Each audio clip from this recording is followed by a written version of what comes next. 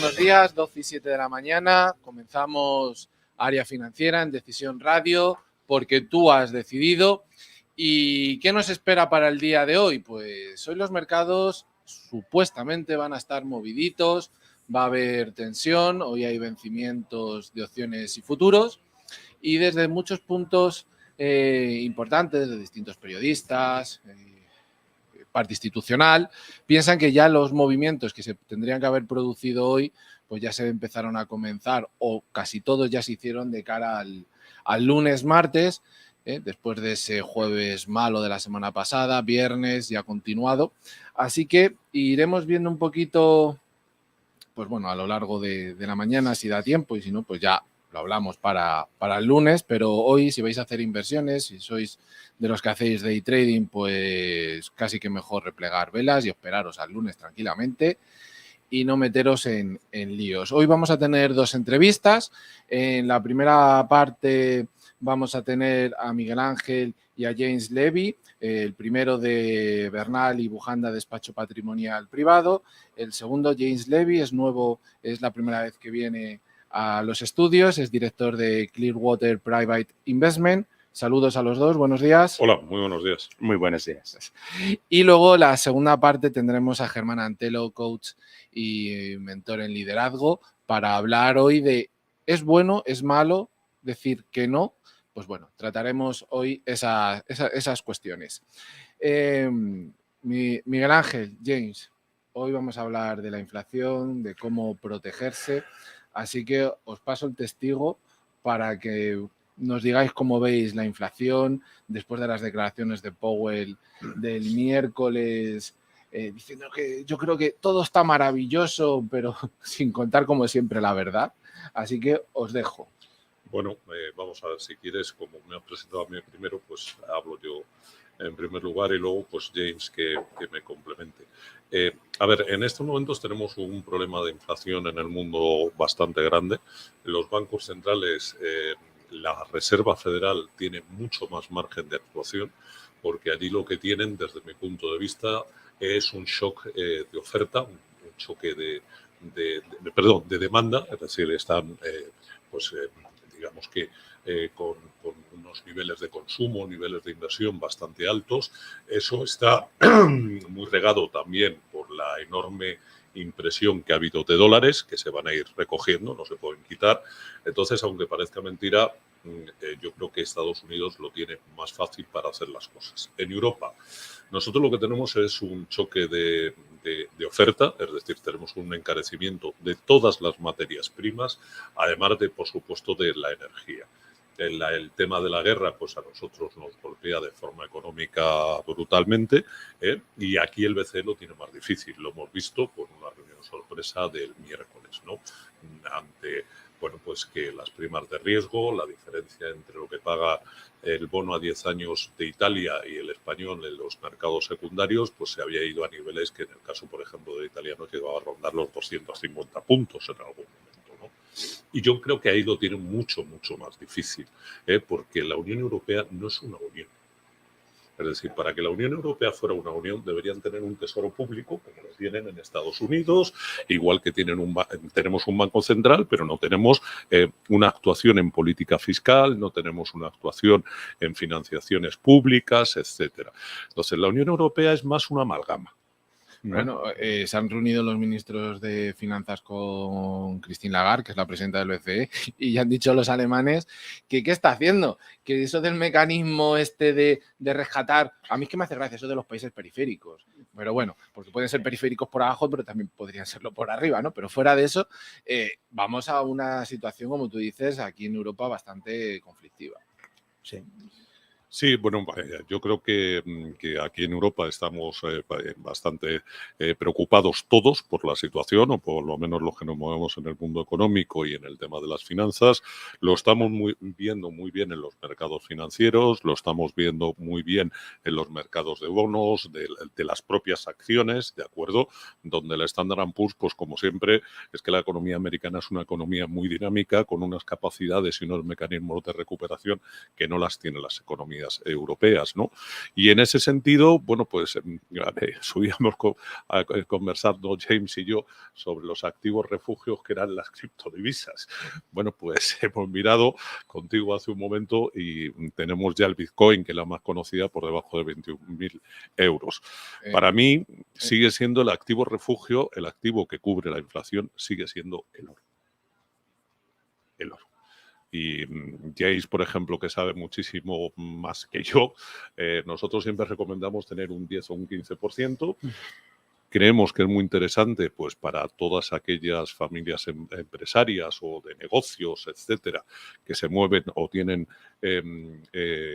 industrias en diferentes países, centros de producción en diferentes países, porque hoy en día existen mecanismos para poder trasladar el oro con una tarjeta de crédito. James os puede explicar la facilidad que tiene y la conveniencia de hacerlo. Sí, sí. No, efectivamente, el oro es el único activo que no es un pasivo de otro partido.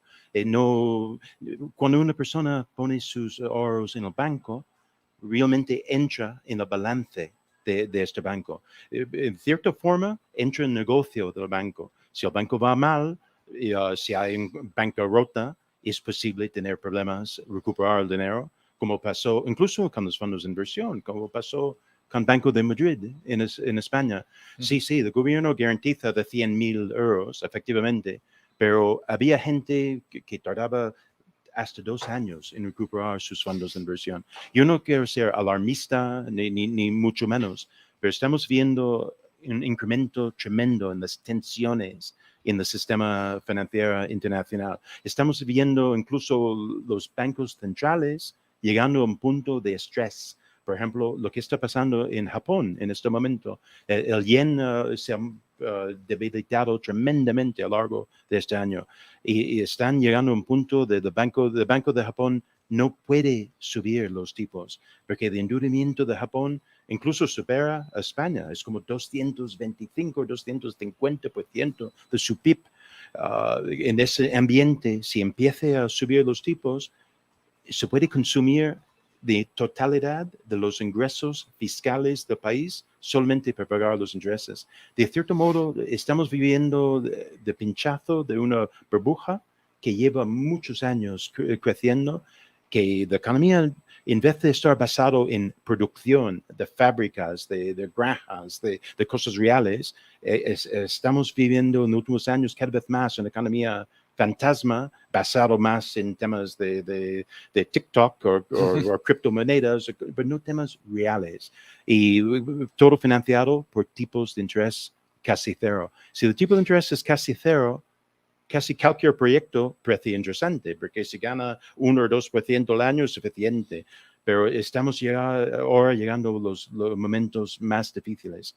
Y los que han vivido, por ejemplo, en mi caso en los Estados Unidos, en los años 70, recordamos una década de mucha inflación y los tipos de interés en Estados Unidos llegó a 16, 17%. Y en España también llegó a esos niveles. Creo que es más que posible que vamos a volver a vivir ese ambiente de nuevo. Sí, yo creo que lo que dice James es factible, es decir, que ahora mismo los bancos centrales, como se suele decir, ellos mismos se han ahogado con las políticas. Algunas políticas que en muchos casos tenían que haber venido acompañadas de políticas también fiscales, de apoyo al crecimiento, etcétera. Además, yo creo que la globalización se está repensando absolutamente en estos momentos, porque lo que ha ocurrido con el bloqueo de China y lo que está ocurriendo, pues por ejemplo, con las importaciones que hace Europa de gas o de petróleo, van a llevar a muchas personas la crisis de los microchips. Se habla muy poco de ella, pero es tremenda, ¿no? Porque es que el microchip es, digamos así, hoy en día casi como el glóbulo rojo. Sí, no hay. Es el que lleva el oxígeno por todas partes, ¿no? Y entonces yo creo que vamos a ver un mundo nuevo, un mundo con un orden diferente y que eso además va a afectar evidentemente a las inversiones.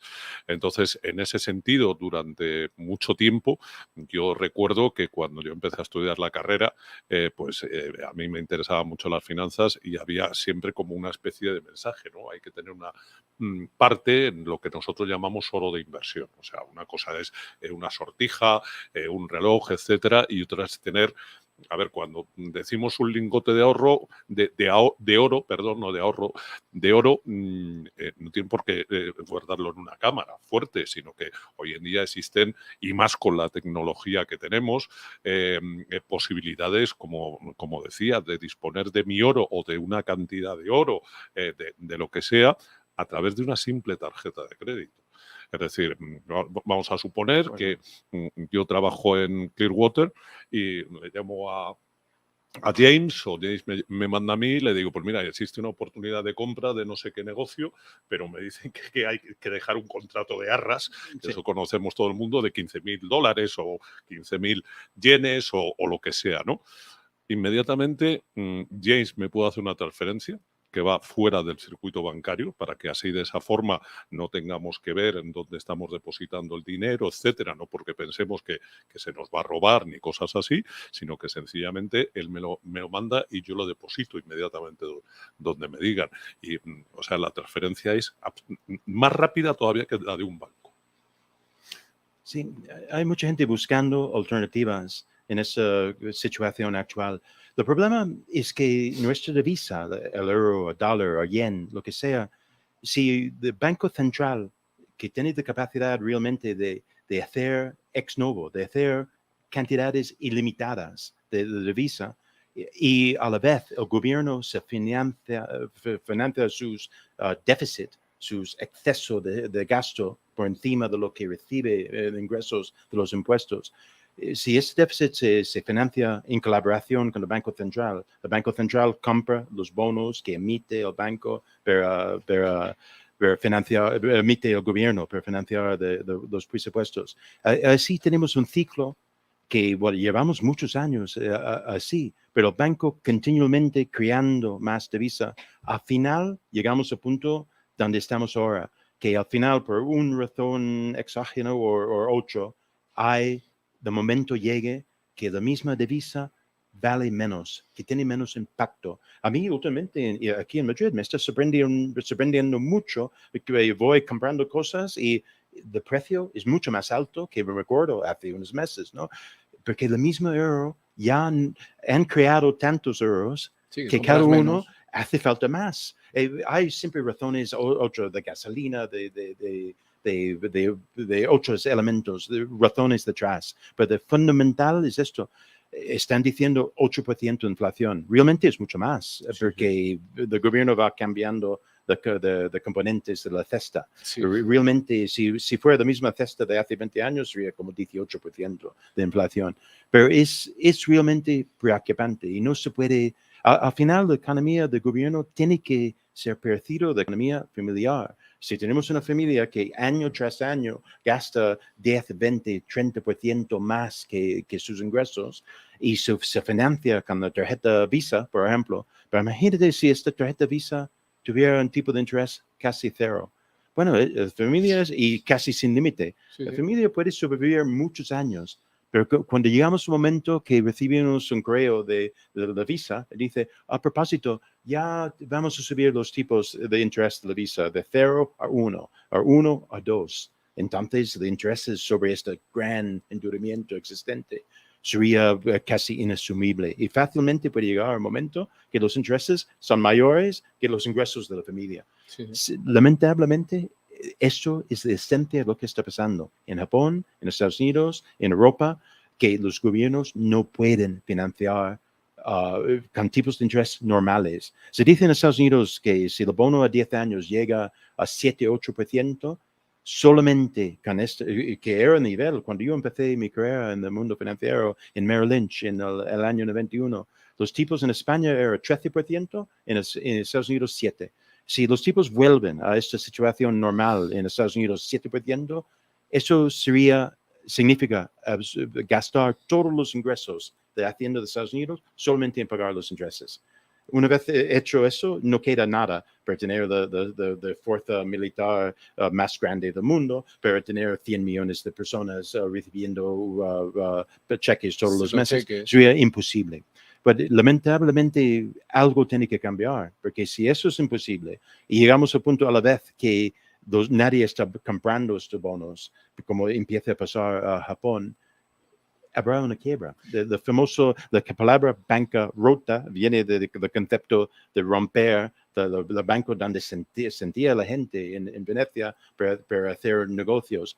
Lamento decirlo, pero a mí me parece que estamos acercando a lo largo de este año o quizás el año que viene una bancarrota tremendo del sistema internacional. Y por eso creo que Miguel Ángel habla del oro, porque al final de activo último, de activo de base de todo el sistema financiero internacional es el oro.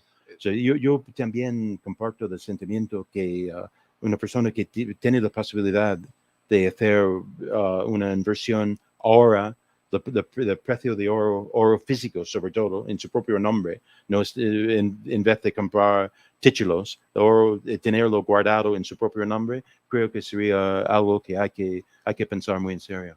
De todo lo que habéis hablado, si os dais cuenta, si cogemos desde el año 2019 para acá, en el año 2019 se empezaba a hablar que iban a subir los tipos, los bancos centrales, y que iban a quitar pues toda esa compra, como estáis diciendo, de dinero, de deuda de los estados, etcétera. Y ya entonces empezaba a hablar de que íbamos a una recesión. No sabíamos.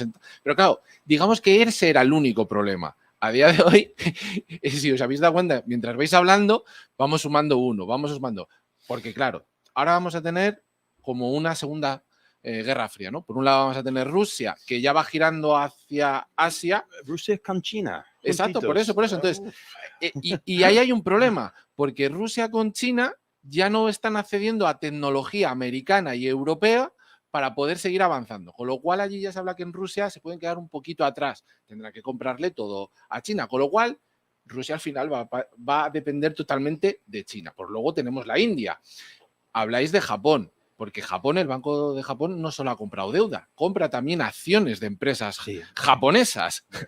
Luego, si seguimos hablando de estas compras que va a hacer ahora el Banco Central por esta fragmentación que puede haber en Europa, claro, el problema de la gente, desde los institucionales hasta el particular, que quiere ir a comprar deuda de renta fija, va a decir, ¿cuál es el precio real del bono español, del bono?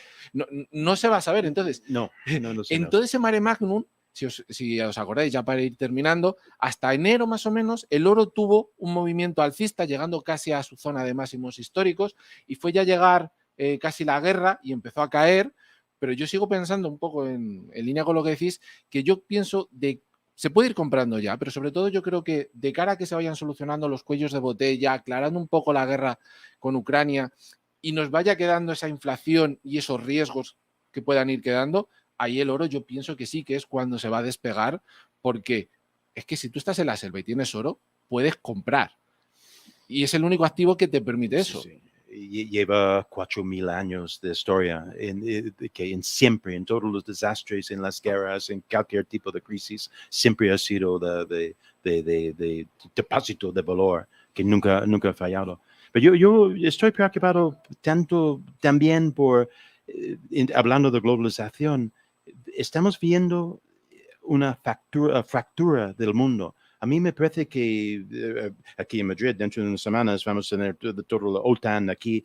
Vamos a tener un mundo OTAN, digamos, Europa, Estados Unidos, Canadá, los países anglosajones, angloparlantes, Australia, Nueva Zelanda, que es más o menos 12-15% del mundo, a propósito, enfrentado con un nuevo mundo que se emerge, que es Rusia, China, India, y algunos, Irán, algunos países de América Latina posiblemente. Y se dice que este segundo bloque incluso puede surgir su propia divisa. Están hablando cada vez más con su interés en dejar el dólar detrás como de manera internacional, emitir su propia divisa respaldado por activos reales, como petróleo, metales y el oro. Y yo creo que es bastante posible que vamos a ver esto. Es curioso, en vez de tener el mundo ideológico, dividido entre las democracias del Occidente y comunismo, como vivimos entonces, hemos dado de vuelta. Ya en España, por ejemplo, tenemos los comunistas en el Parlamento, pero en vez de ideológico, vamos a tener los países que consumen, que es Estados Unidos, Europa, que realmente casi no producen nada ya, ni petróleo, ni las fábricas están cerradas, han mandado todo a China, frente a parte del mundo que aún tiene minas, tiene fábricas, tiene producción. Es una economía más real.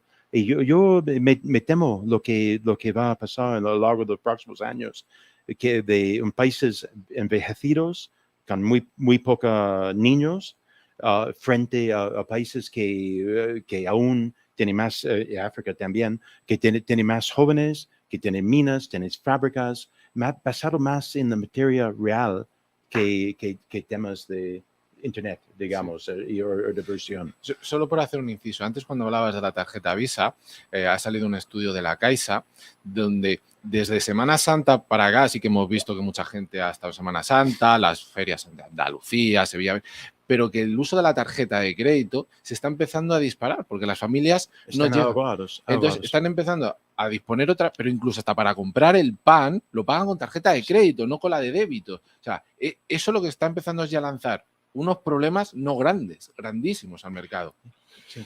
A ver, es que es un resultado de la inflación. La inflación al final es que siempre se ha dicho que es el impuesto de los pobres.